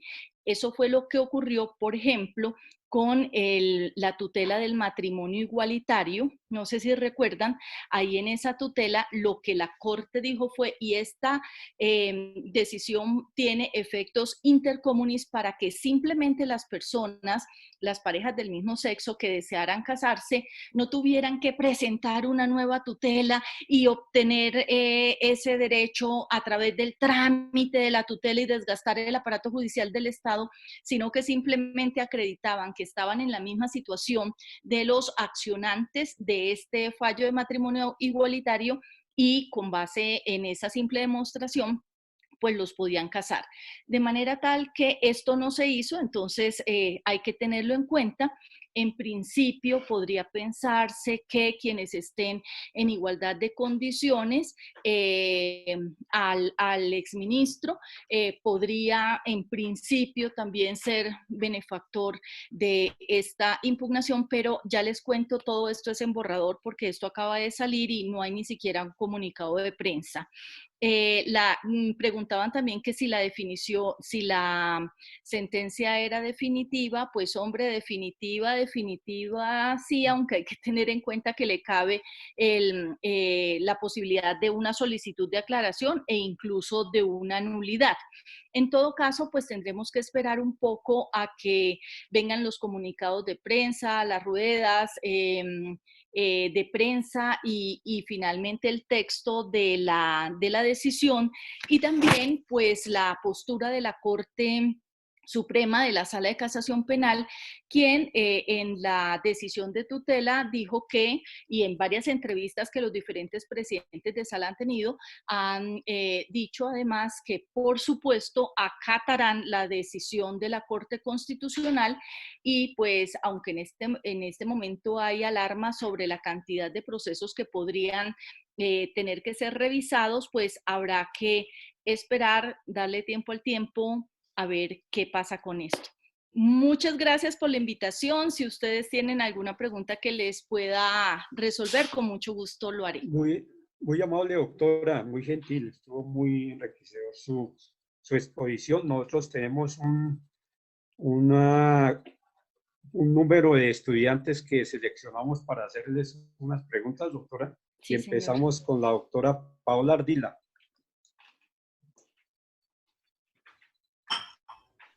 ¿Sí está? Buenas noches, doctora María Cristina. ¿Cómo Buenas está? noches, Paola. Doctora, pues yo tengo esta pregunta. ¿Qué incidencia tiene la implementación de la doble instancia para los aforados ya condenados en única instancia? Sí, depende un poco, ¿no? Entonces, si ya esa sentencia de condena hizo tránsito a cosa juzgada material, que es el caso del exministro Andrés Felipe Arias, pues tendremos que ver si se encuentra dentro de los parámetros temporales y dentro de las condiciones que él adujo en su tutela y que le permitieron obtener un resultado favorable. ¿Qué fue lo que él dijo? Él lo que básicamente adujo es que si bien, ¿no oyes? ¿Se oye? Sí, señora, Ah, sí, vale, sí, sí. vale, perdona. Él lo que dijo fue, miren, si bien ya la decisión de condena ya está consolidada jurídicamente, los efectos negativos de la condena todavía los estoy soportando. De hecho, pues estoy detenido. Entonces, lo que entiendo del boletín de la Corte es que sí existen efectos actuales de un fallo adverso de primera condena que ya está consolidada, es probable, tal vez, y sí, además está dentro del rango temporal que nos dicen que la Corte fijó. Si no está consolidado, es decir, no ha hecho tránsito a cosa juzgada, pues sencillamente habrá que aprovechar los términos de ley para interponer el recurso a la impugnación especial para que el superior jerárquico revise esa primera condena. Muy amable. Muchas gracias, doctora. Muy amable. Robinson Mena.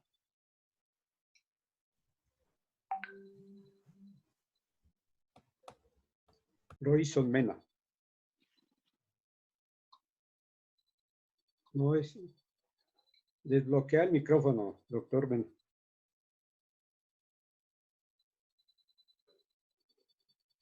¿No lo puedes desactivar? Ya, listo. Doctora María Cristina, buenas noches. Buenas noches. Bueno, de alguna forma usted ya nos respondió la pregunta, pero sería muy provechoso para nosotros volverla a escuchar. En caso de que prospere la acción de tutela presentada ante la Corte Constitucional por el señor Andrés Felipe Arias, sí, ¿cuál sería el procedimiento jurídico legal a seguir? Gracias. Bueno, sí, ya hoy sabemos que prosperó en un fallo muy debatido. Y entonces, ¿cuál es el procedimiento que pienso yo que hay que seguir? Bueno, se notificará ahora la tutela a la Corte, a la Sala de Casación Penal de la Corte, y yo lo que pienso que se va a hacer, porque se hace siempre de esa manera, es que se habilitarán los términos para que él pueda presentar su recurso a la impugnación especial, presente su alegato, y con base en eso, entonces la Corte debe, o la Sala Penal en particular, debe integrar la sala, porque como les digo, son 5 magistrados los que no están inhabilitados en principio, entonces a lo mejor nombrarán los conjueces y se resolverá la impugnación especial. Para esto, ¿qué va a ocurrir? Pues que entrará a reparto, se reparte, se le asigna a un magistrado ponente quien realiza el proyecto y lo presenta a consideración de la sala plena, de la sala de casación penal en pleno, es decir, a los 8 restantes magistrados para que tomen la decisión definitiva. Sería ese el trámite. Gracias, doctor. Palagua Julio Alberto.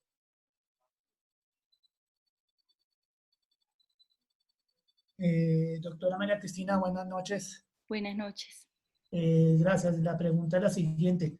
al acceder la Corte Constitucional a la acción de tutela propuesta por Andrés Felipe Arias, ¿qué perjuicios legales y constitucionales habría para el país, doctora? Bueno, por ahora lo que se ha dejado entrever es que se prevé que haya una avalancha de procesos, porque pues muchas personas que piensan que se encuentran en las mismas condiciones del señor Andrés Felipe Arias, pues van a querer acceder a la impugnación especial. Y es que, miren, en realidad se trataba de una situación jurídica consolidada. Es decir, que según la legislación de la época, ya el señor no tenía más recurso. Y en ese caso, en esa misma situación, hay muchas personas y por supuesto que todos aquellos quienes crean que van a tener una oportunidad con la impugnación especial, pues van a querer hacerlo. Y esto no solamente trae dificultades en torno a los procesos que efectivamente sí cumplan los requisitos y se tramiten, eso es así, sino que además en este medio judicial ocurre que muchos que creen que tal vez probablemente que ven una luz en el camino, así en realidad no resulte procedente, pues van a intentarlo y esto pues parece que puede tener problemas de congestión judicial. Pero adicionalmente también se ha planteado que pueden venir muchas demandas contenciosas por una falla en el servicio público de la Administración de Justicia contra el Estado. Entonces, habrá que esperar. Pero por lo pronto esas dos se ven allí a la puerta de la esquina. Gracias, doctora. Luis Orlando Quiroga.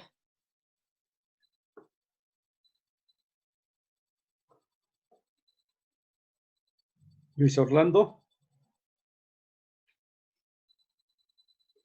¿No está?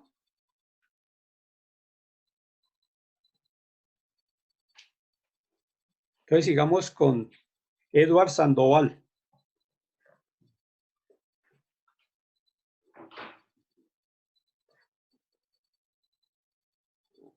Eduard.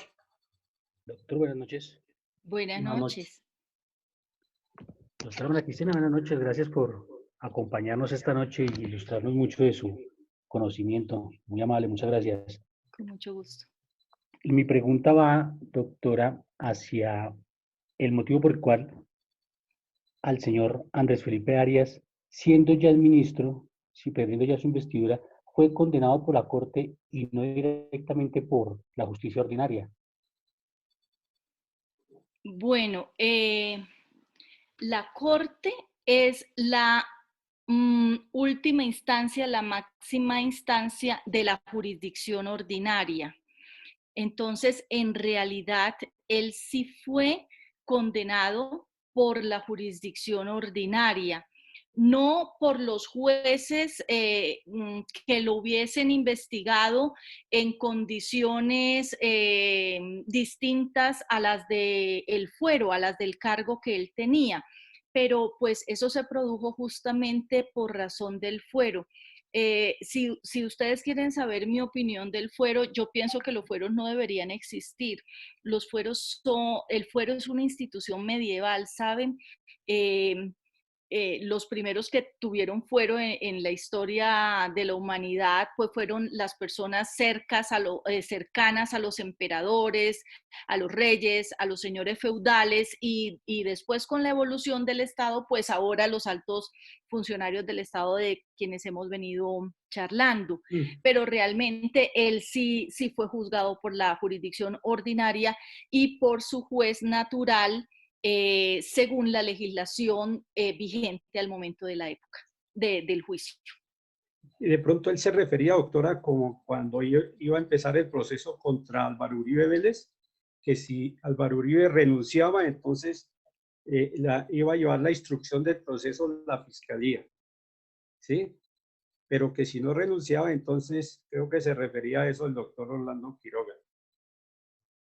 Sí, Pues la verdad no me queda muy clara entonces la pregunta. Yo lo único que sé es que él fue juzgado debido a su condición de ministro y a la relación que tuvo la conducta con el cargo que ocupaba por la Corte Suprema de Justicia y acusado por la Fiscalía según la normatividad vigente al momento de la época. Si el presidente Álvaro Uribe hubiera renunciado, pues a él le pervivían estas circunstancias forales, porque en definitiva el hecho sí fue cometido bajo el ejercicio de su cargo. Y justamente la norma constitucional prevé que aun cuando estas personas ya no estuvieran en el ejercicio del cargo, si los hechos son cometidos en el ejercicio del cargo, tienen fuero. Incluso yo no sé si ustedes recuerdan al senador Araujo, Álvaro Araujo, con ocasión de un proceso que él tuvo en la Corte por paramilitarismo.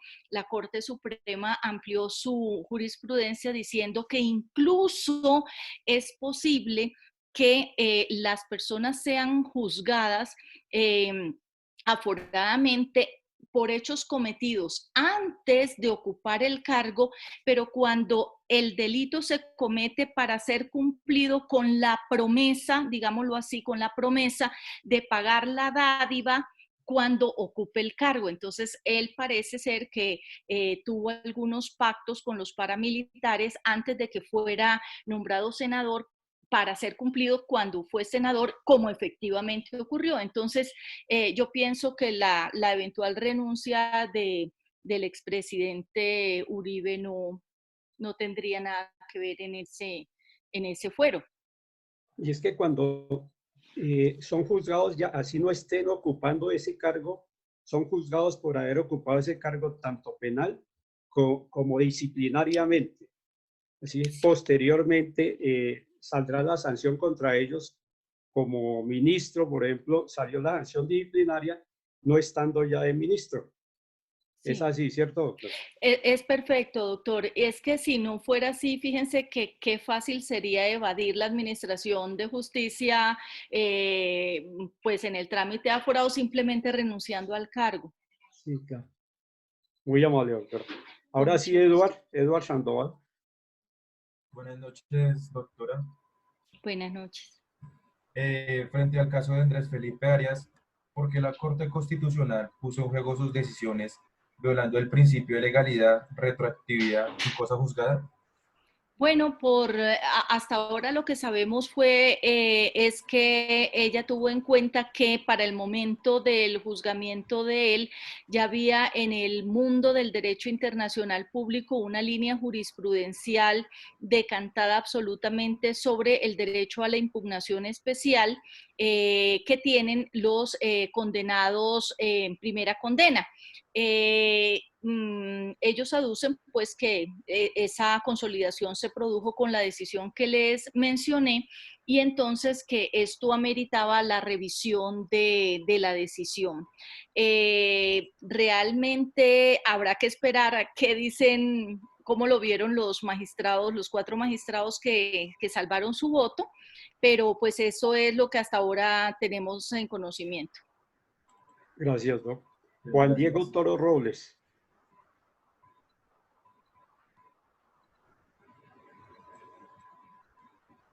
Juan Diego.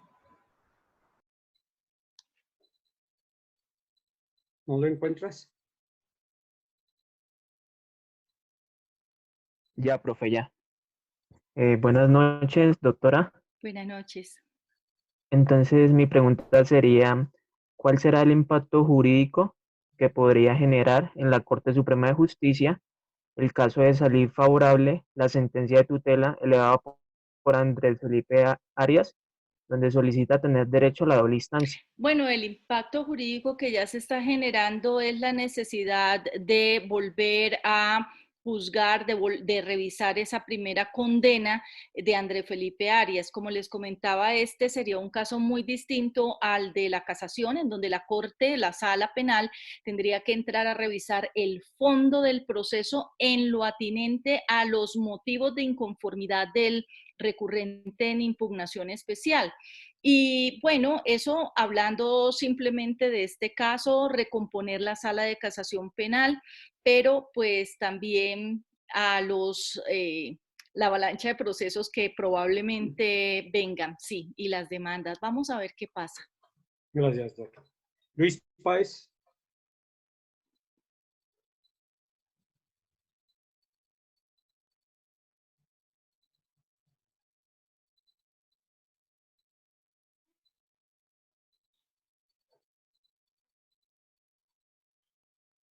Que le toca recorrer mientras lo encuentra, habilitarlo.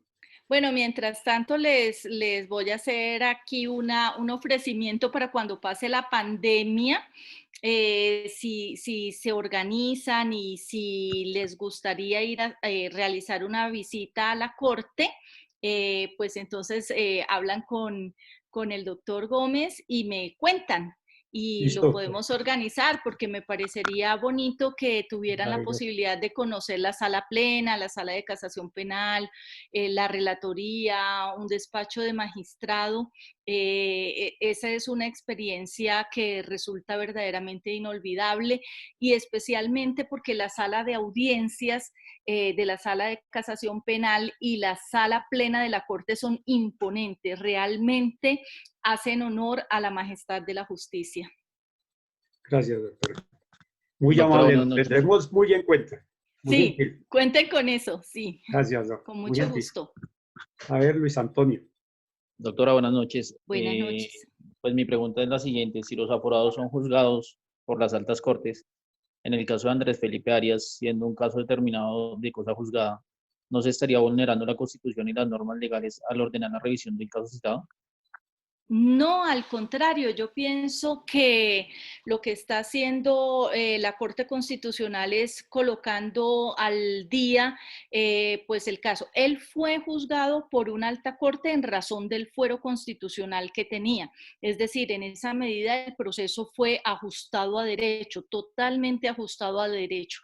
Él fue investigado y juzgado conforme a las formas propias, procedimentales propias al momento de los hechos. ¿Cuál es el punto de debate? Que se trataba de una situación jurídica consolidada, porque su condena, su primera condena, había hecho tránsito a cosa juzgada, es decir, se hallaba totalmente en firme. ¿Qué fue lo que debatió la Corte? Si esa firmeza podía anteponerse a la existencia de un derecho fundamental a la doble conformidad. Y la decisión, por lo que vemos hoy, es no, prima en este caso el derecho fundamental a la impugnación especial y por esa vía fue que decidió la condena, la impugnación especial y la revisión de la condena. Erika Realpe.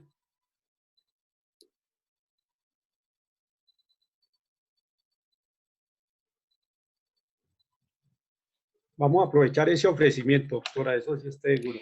Claro que sí, claro que chicos sí. Conozcan la sala plena de la Corte. Sí, es muy imponente.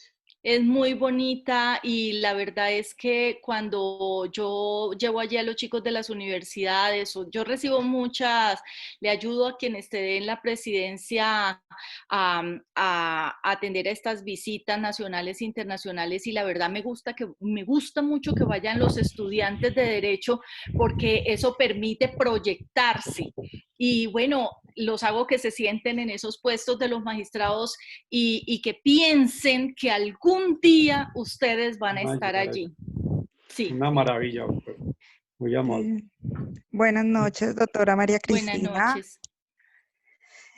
Con respecto a los aforados, ¿por qué en algunas oportunidades los procesos seguidos contra ellos, ya estando en la sala penal de la Corte, han sido remitidos a la Fiscalía General?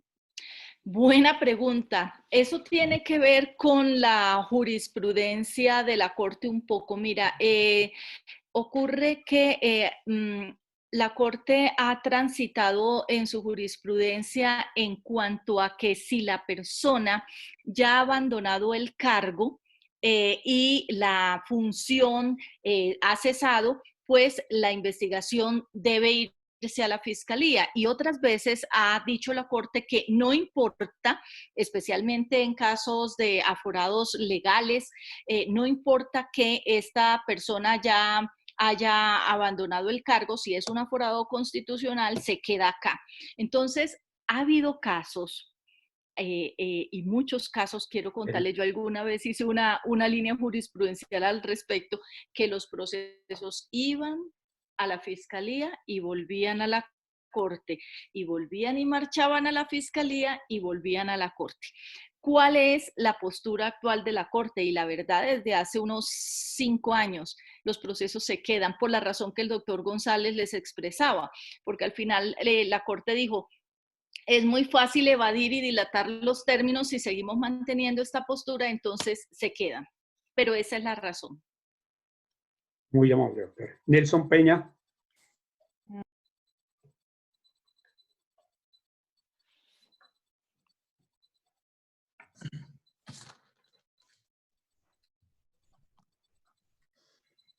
Doctora, muy buenas noches. Buenas noches.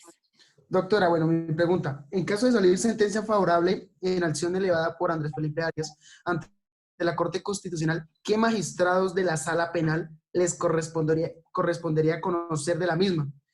En el evento de que uno de ellos haya conocido en el pasado el caso, ¿qué procedimiento se sigue? Perfecto. Bueno, mira, entonces, los magistrados que participaron en la primera condena, que hoy integran la sala, son los magistrados Eider Patiño Cabrera, el magistrado Eugenio Fernández Carlier y la magistrada Patricia Salazar Cuellar. Ellos tres no podrían ahora integrar la sala que va a emitir el segundo fallo. ¿Con eso qué quiere decir? Que quedan los magistrados Hugo Quintero Bernate, José Francisco Acuña Vizcaya, Luis Antonio Hernández, Gerson Chaverra, ¿quién me falta? Me falta uno. Y Fabio Spitia Garzón, mi ex compañero, lo iba dejando por fuera. Entonces, estos 5 magistrados integrarán esa nueva sala de casación penal que va a emitir su segunda condena. Como los magistrados son 9, los de la sala de casación, pero los otros 4 están impedidos, entonces se prevé que haya nombramiento de conjueces para recomponer la sala en su totalidad y emitir esa segunda decisión en ese proceso. Gracias, doctora. Sarita Echavarría.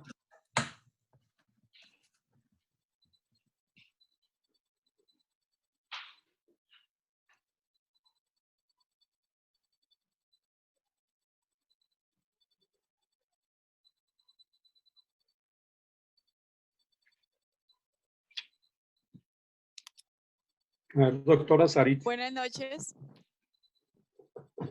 Buenas noches, ¿cómo estás? Buenas noches, doctora María Cristina. Pues primero agradecerle por la gran participación que tuvo esta noche con nosotros y pues compartirnos de su conocimiento y experticia. Eso para nosotros es invaluable, de verdad que gracias, no, y muchas gracias al doctor Gómez por la invitación que me cursó. Muchas gracias. Muy a amable, ustedes doctora, también por estar aquí todo este tiempo escuchando. Muchas gracias. muy interesante, muchas gracias. Doctora, mi pregunta va más como a un tema reflexivo. ¿Usted cree que la Corte Suprema de Justicia se encuentra preparada para la gran cantidad de tutelas que saldrán a acogerse al caso de Andrés Felipe Arias, tal como se describe en el proceso de igualdad? Bueno, o sea, mire, con relación a los casos que han estado anteriores, a los casos relacionados al de Andrés Felipe Arias. Pues mira, la verdad es que en este momento nosotros tenemos una congestión impresionante.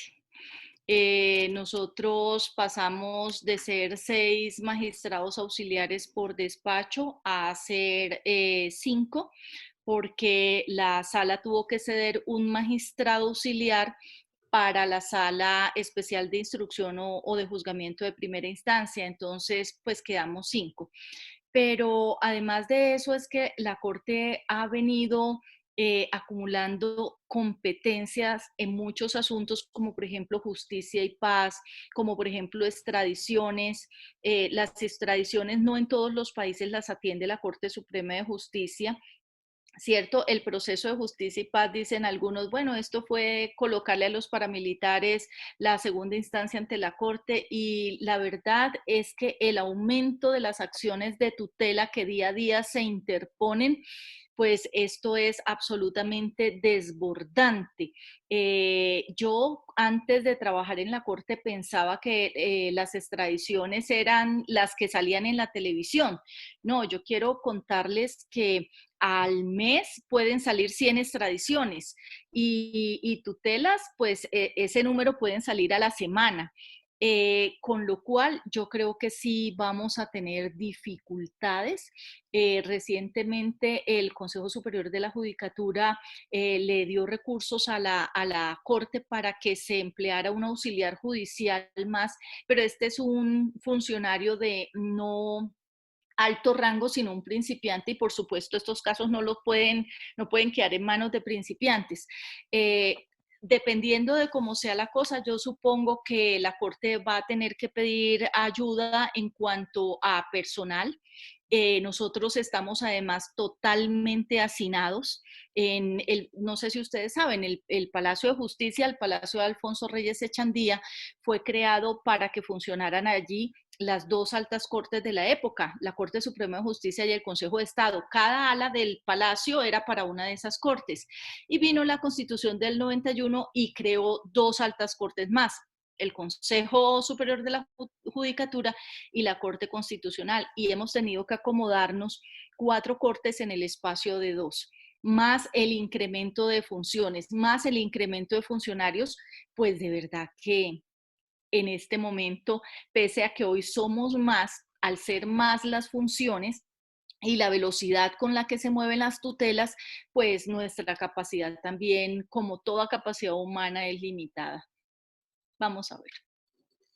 Doctora, en nombre de la Universitaria de Colombia queremos agradecerle muchísimo su gentileza, su amabilidad por haber venido a expresarle sus conocimientos a este grupo de futuros profesionales. Es algo muy grande para un estudiante recibir una conferencia de un personaje de su talla, doctora. Muchas gracias. Doctor Gómez, a usted muchas gracias. Les agradezco mucho que me hayan invitado, que me hayan escuchado.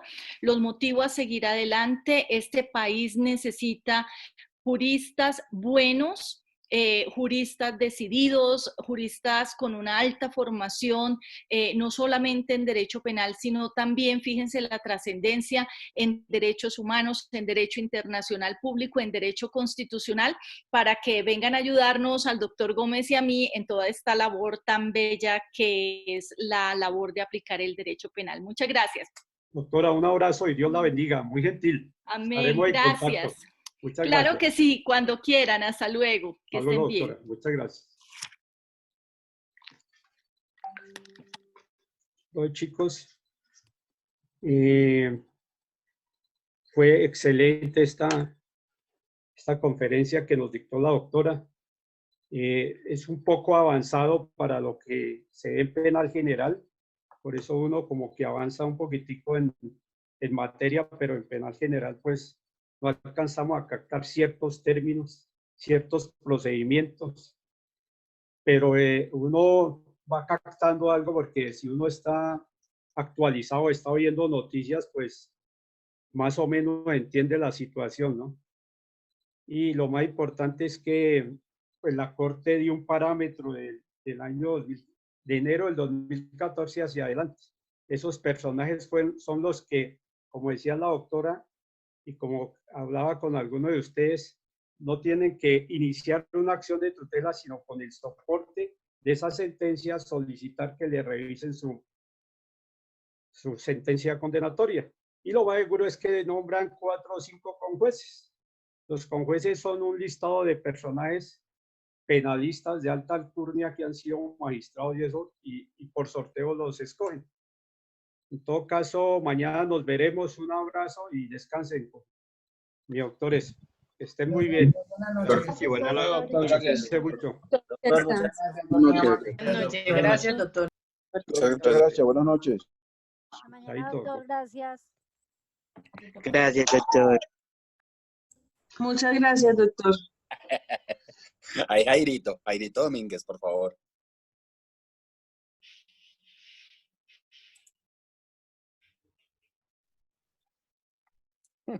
Está brillante.